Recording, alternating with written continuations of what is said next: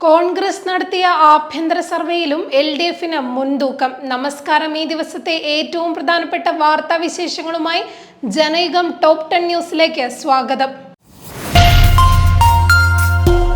സംസ്ഥാനത്ത് കോൺഗ്രസ് നടത്തിയ ആഭ്യന്തര സർവേയിലും LDFന് മുൻതൂക്കം. LDFന് ജനപിന്തുണ കുറഞ്ഞിട്ടില്ലെന്നും രാഷ്ട്രീയ സാഹചര്യം LDFന് അനുകൂലമാണെന്നുമാണ് സർവേകളിൽ പറയുന്നത്.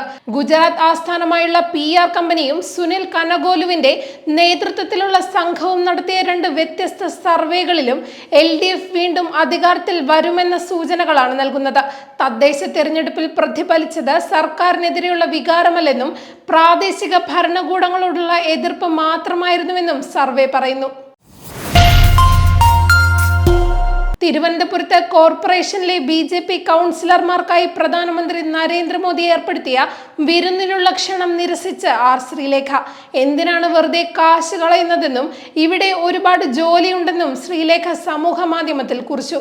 BJP കൗൺസിലർമാരെല്ലാം ഒന്നിച്ച് ഇന്ന് കേരള എക്സ്പ്രസിലാണ് ഡൽഹിയിലേക്ക് യാത്ര തിരിച്ചത്. ട്രെയിൻ കടന്നു പോകുന്ന സംസ്ഥാനങ്ങളിലെ പ്രധാന സ്റ്റേഷനുകളിൽ BJP പ്രവർത്തകർ സംഘത്തിന് സ്വീകരണവും ഒരുക്കുന്നുണ്ട്.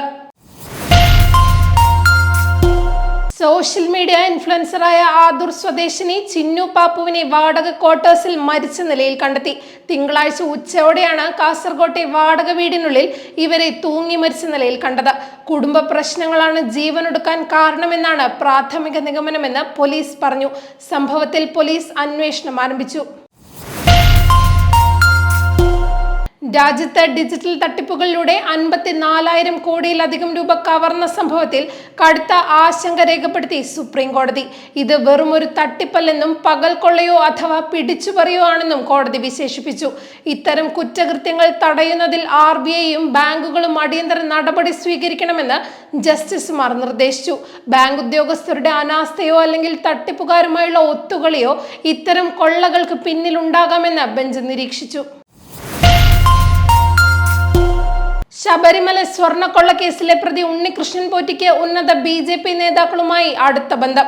കർണാടക മുൻ മുഖ്യമന്ത്രി സദാനന്ദ ഗൗഡ, ഉപമുഖ്യമന്ത്രിമാരായിരുന്ന അശ്വന്ത് നാരായണൻ എന്നിവരുമായി അടുത്ത ബന്ധം പുലർത്തിയ ഉണ്ണികൃഷ്ണൻ പോറ്റി ഇവർക്കൊപ്പം നിരവധി ചടങ്ങുകളിലും പങ്കെടുത്തിരുന്നു. ഇതിന്റെ ചിത്രങ്ങൾ പുറത്തുവന്നു. ബംഗളൂരു ജാലഹള്ളി അയ്യപ്പ ക്ഷേത്രത്തിലെ സ്വർണ്ണവാതിലുകളുടെ സമർപ്പണ ചടങ്ങിൽ ഇരു നേതാക്കൾക്കുമൊപ്പം ഉണ്ണികൃഷ്ണൻ പോറ്റിയും പങ്കെടുത്തിരുന്നു. ഫിനാൻസ് ഉടമ NM രാജുവിൽ നിന്ന് 2 കോടി വാങ്ങി കബളിപ്പിച്ചെന്ന ആരോപണത്തിൽ ആന്റോ ആന്റണി MPക്കെതിരെ വിജിലൻസ് അന്വേഷണം. സുപ്രീം കോടതി അഭിഭാഷകൻ സുഭാഷ് തീക്കാടൻ വിജിലൻസിന് നൽകിയ പരാതിയിലാണ് അന്വേഷണം. നെടുംപറമ്പിൽ ഫിനാൻസ് ഉടമ NM രാജുവിന്റെയും ആന്റോ ആന്റണിയുടെയും മൊഴികൾ എടുക്കാനും സാമ്പത്തിക ഇടപാടുകൾ വിശദമായി പരിശോധിക്കാനുമാണ് നീക്കം. 2019 തെരഞ്ഞെടുപ്പ് സമയത്ത് ആന്റോ ആന്റണിക്ക് 2 കോടി രൂപ നൽകിയെന്നായിരുന്നു NM രാജുവിന്റെ വെളിപ്പെടുത്തൽ.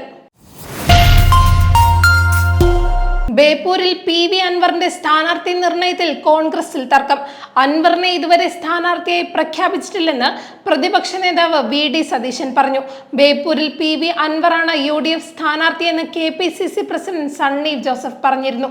KPCC പ്രസിഡന്റ് പറഞ്ഞത് ഔദ്യോഗിക പ്രഖ്യാപനമല്ലെന്നും സീറ്റ് വിഭജനം പൂർത്തിയായാൽ മാത്രമേ സ്ഥാനാർത്ഥി പ്രഖ്യാപനം ഉണ്ടാകൂവെന്നും സതീശൻ പറഞ്ഞു. അൻവറിന് സീറ്റ് നൽകുന്നതിൽ സതീശനുള്ള എതിർപ്പാണ് ഇതിലൂടെ പുറത്തുവരുന്നത്. 20 വർഷത്തിന് ശേഷം പോർച്ചുഗലിൽ ഇടതുപക്ഷ പ്രസിഡന്റ് അധികാരത്തിൽ. 2ാം വട്ട തെരഞ്ഞെടുപ്പിൽ തീവ്ര വലതുപക്ഷ നേതാവ് ആൻഡ്രേ വെഞ്ചുറയെ പിന്നിലാക്കി സോഷ്യലിസ്റ്റ് പാർട്ടി നേതാവ് ഹോസെ അന്റോണിയോ സെഗൂറോ വിജയിച്ചു. 99% വോട്ടുകൾ എണ്ണിക്കഴിഞ്ഞപ്പോൾ സെഗൂറോ 66.7% വോട്ടുകൾ നേടി. 33.3% വോട്ടുകൾ മാത്രമാണ് വെഞ്ചുറയ്ക്ക് ലഭിച്ചത്.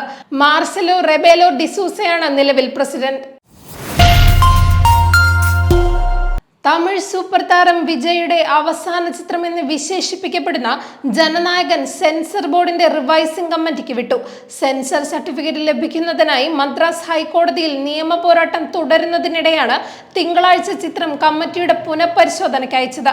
സർട്ടിഫിക്കറ്റ് ലഭിക്കുന്നതോടെ നിർമ്മാതാക്കളായ KVN പ്രൊഡക്ഷൻസ് കോടതിയിലെ ഹർജി പിൻവലിക്കുമെന്നാണ് റിപ്പോർട്ട്. വിദേശ ശക്തികളുമായി ചേർന്ന് ഗൂഢാലോചന നടത്തിയെന്നതടക്കമുള്ള 3 കേസുകളിൽ ഹോങ്കോങ്ങിലെ മാധ്യമ വ്യവസായി ജിമ്മി ലായ്ക്ക് 20 വർഷം തടവ് ശിക്ഷ വിധിച്ച് കോടതി.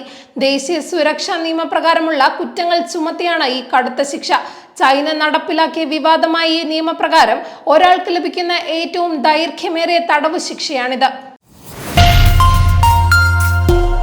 ജനയുഗം ടോപ്പ് 10 ന്യൂസിലൂടെ വീണ്ടും കാണാം. കൂടുതൽ വാർത്തകൾക്കും വിശേഷങ്ങൾക്കുമായി ജനയുഗം വെബ്സൈറ്റ്, യൂട്യൂബ് ചാനലുകൾ സന്ദർശിക്കുക.